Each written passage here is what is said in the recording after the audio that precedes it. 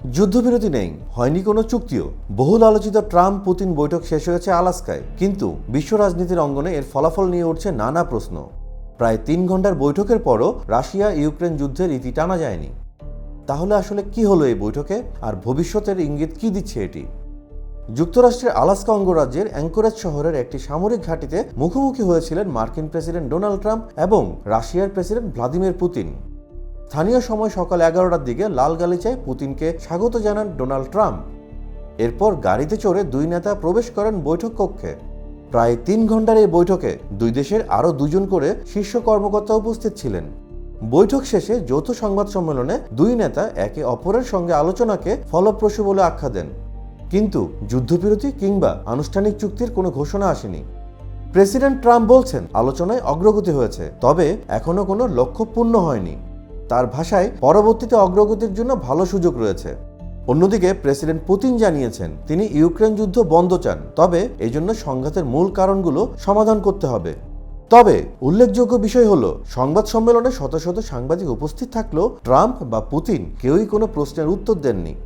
বৈঠকের পর যুক্তরাষ্ট্রের ফক্স নিউজকে দেয়া সাক্ষাৎকারে ট্রাম্প বলেন, খুব ভালো বৈঠক হয়েছে, এমনকি তিনি এটিকে 10-এর মধ্যে 10 নাম্বার দেন।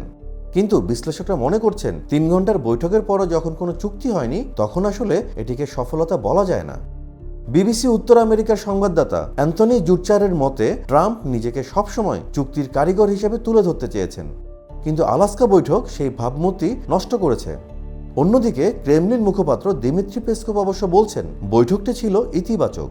ইউক্রেনের প্রেসিডেন্ট জেলেনস্কিকে এই বৈঠকে আমন্ত্রণ জানানো হয়নি, তবে ট্রাম্প জানিয়েছেন আলোচনার পর তিনি জেলেনস্কি ও ইউরোপীয় নেতাদের সঙ্গে ফোনে কথা বলবেন।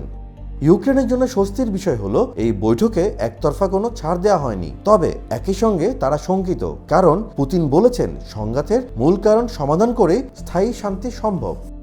রাশিয়ান বিশ্লেষকদের মতে এর অর্থ দাঁড়ায় ক্রেমলিন এখনও ইউক্রেনকে স্বাধীন রাষ্ট্র হিসেবে মেনে নিতে অনিচ্ছুক। সংবাদ সম্মেলনে শেষ মুহূর্তে ইঙ্গিত দেওয়া হয়েছে ট্রাম্প ও পুতিন শিগগির আবার দেখা করবেন। পুতিনের ভাষায় তাদের পরবর্তী বৈঠক হতে পারে মস্কোয়। কিন্তু প্রশ্ন হলো, সেই বৈঠকে ইউক্রেন বা জেলেনস্কি থাকবেন কিনা, কোনো চুক্তি হবে কিনা, নাকি যুদ্ধ আরও দীর্ঘায়িত হবে। এদিকে ডোনাল্ড ট্রাম্পও ইঙ্গিত দিয়েছেন 2 থেকে 3 সপ্তাহের মধ্যে রাশিয়ার উপর নতুন নিষেধাজ্ঞা বিবেচনা করতে পারেন, তবে এখনও কোনো কিছুই চূড়ান্ত নয়। 3 ঘন্টার আলোচনার পর যুদ্ধ থামল না, হলো না কোনো চুক্তিও। বিশ্বের সবচেয়ে আলোচিত এই বৈঠক শেষ হলো অনেক প্রশ্ন আর অনিশ্চয়তা রেখে। বিশ্লেষকদের মতে ইউক্রেন সাময়িক স্বস্তি পেলেও দীর্ঘমেয়াদে পরিস্থিতি আরও জটিল হতে পারে।